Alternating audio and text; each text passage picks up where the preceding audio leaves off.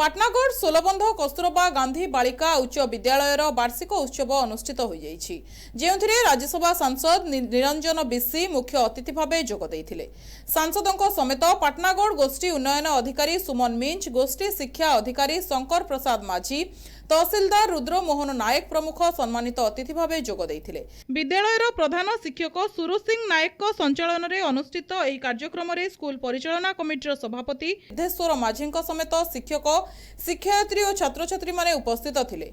अतिथि को छात्र छात्री माने फुलतोड़ा दे स्वागत जणाइथिले। उक्त कार्यक्रम में छात्र छात्री माने नृत्य और गीत अतिथि मानकु मुग्ध करथिला। आज आपण देखुछन सोलबंध स्कूल रो विद्यालय रो वार्षिक उत्सव पालन होछि। पिला मानक भीतर बहुत उत्साह होछि, आग्रह अछि।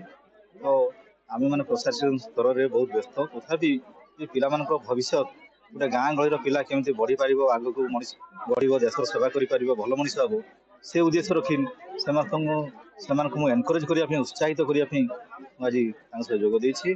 और आग्रह मत भारी खुशी लगुच। से भविष्य कामना करुच्ची बड़ मनीष हूँ, भल मनीष हूँ, आ निजक देश सेवा नियोजित करूँ।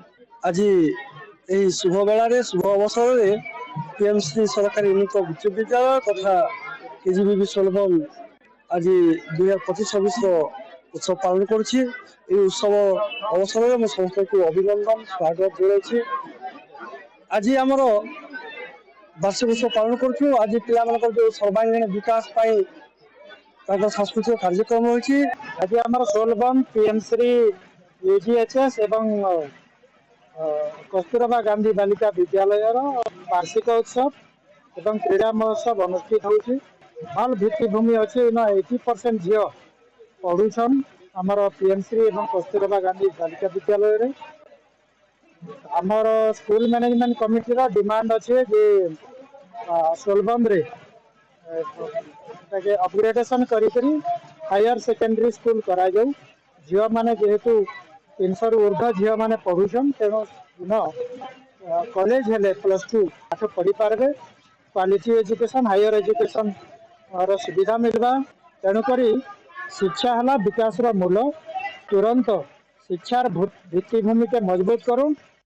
कार्यक्रम शेष में क्रीड़ा प्रतियोगिता रे कृतित्व अर्जन करथिबा छात्र छात्री मानकु अतिथि माने पुरस्कृत करथिले। विद्यालयर उज्जवल भविष्य पई शुभकामना जणाइबा सहित अतिथि माने छात्र छात्री मानकर एभली प्रतिभार प्रशंसा करथिले। पाटनागढ़ शेषदेव सिंह नायक रिपोर्ट, एनटीवी।